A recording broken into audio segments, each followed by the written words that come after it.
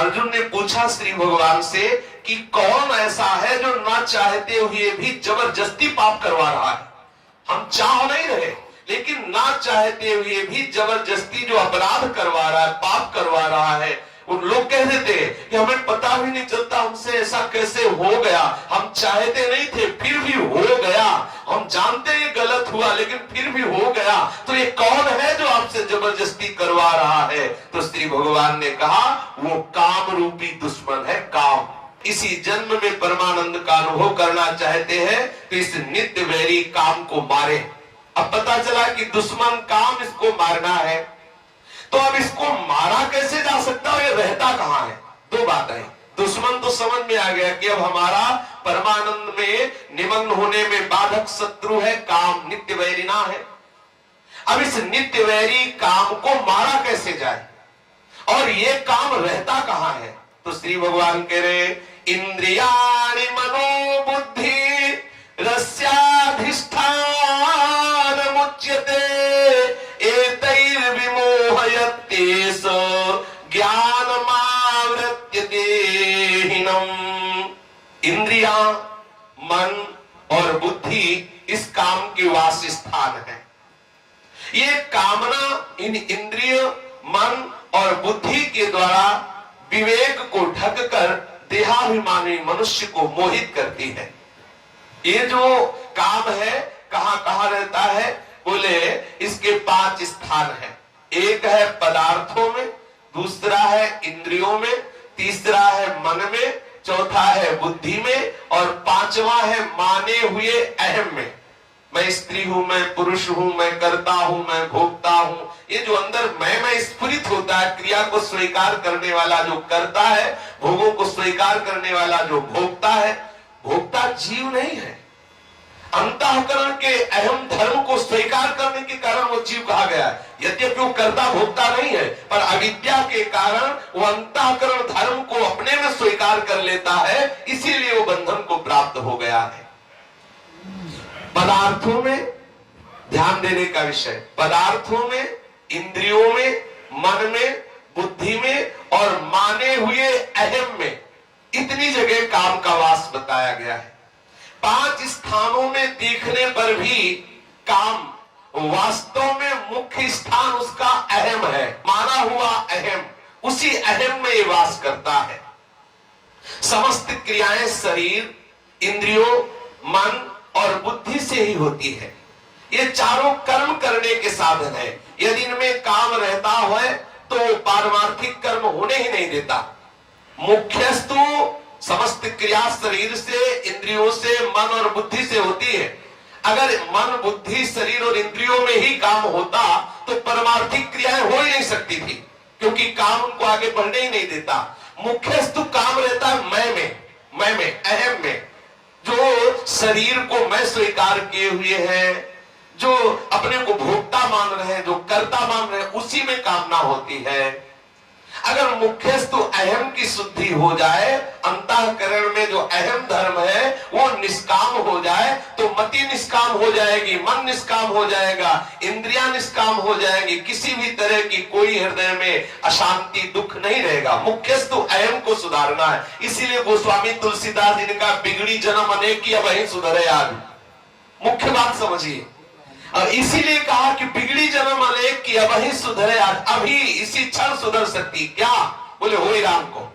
जो तुमने अपने को शरीर का और संसार का मान रखा है, इसको अभी हटाओ, अभी आप अपने इष्ट को स्वीकार करो कि हे नाथ, जैसा भी मैं हूं आपका हूं। जैसे प्रभु कहते ममई वांसो, तू मेरा है, तो आप बोलो श्री कृष्ण मेरे हैं, मैं श्री कृष्ण का हूं। जगत में कामना ही एकमात्र बंधन है, दूसरा कोई बंधन नहीं है। बहुत सुंदर बात कह रहे काम बंधन में वही कम नान्य दस्ती है बंधनम।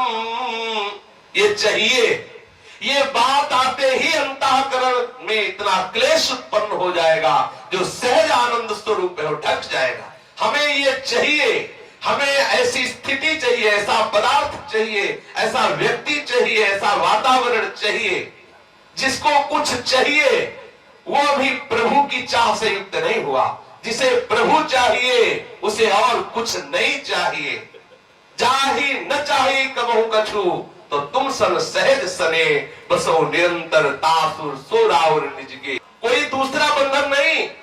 आप जिस बंधन से छूटने के लिए संत समागम कर रहे हैं, साधना कर रहे हैं, तपस्या कर रहे हैं, शास्त्र स्वाध्याय कर रहे हैं, दान पुण्य कर रहे हैं, ठाकुर उपासना कर रहे हैं, वो बंधन कौन है? बोले काम, कामना।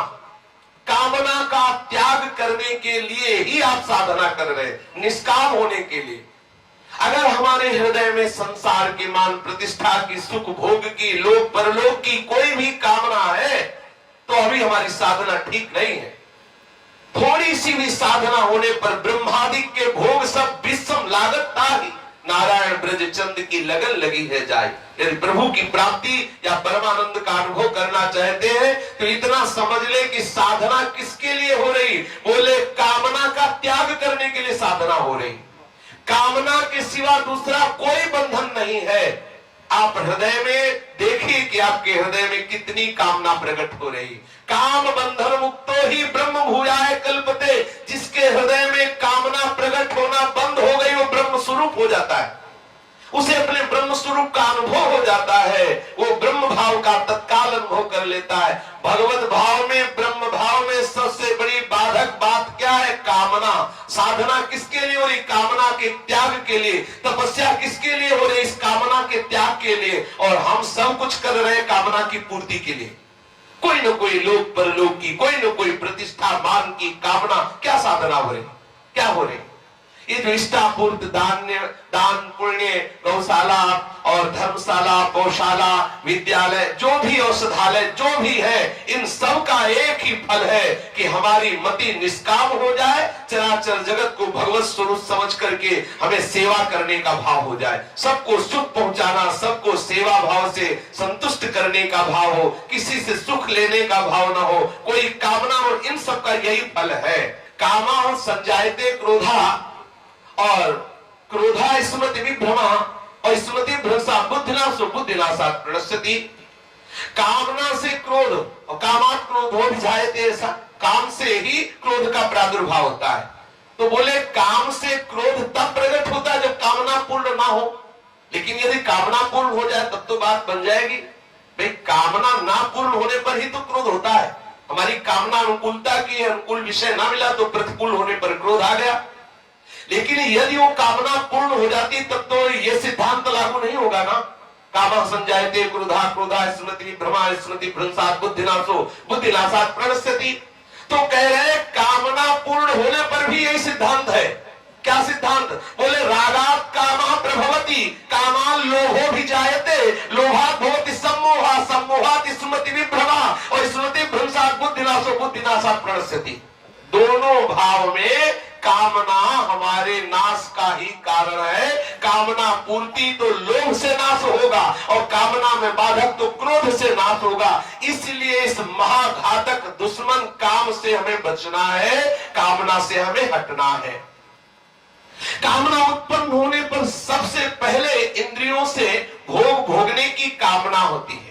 पहले तो भोग पदार्थ मिलते नहीं, और मिल भी जाए तो सदैव पास रहते नहीं, इसलिए उन्हें किसी तरह प्राप्त करने के लिए वो मन में तरह तरह की कामनाएं करता है।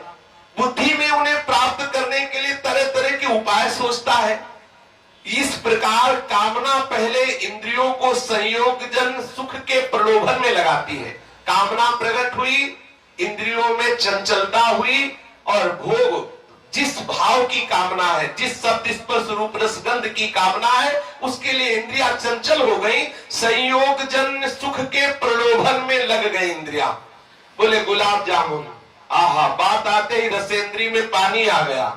अब बुद्धि निश्चय करने लगी कैसे मिले गुलाब जामुन। अब हलचल शुरू हो गई हृदय में। ऐसे ही जिस भी विषय की कामना होती है, उस विषय के भोगने के लिए इंद्रिय में जो चंचलता होती, कितना अशांति, कितना क्लेश, वो सुख का प्रलोभन देकर के कामना उसे जलाती है।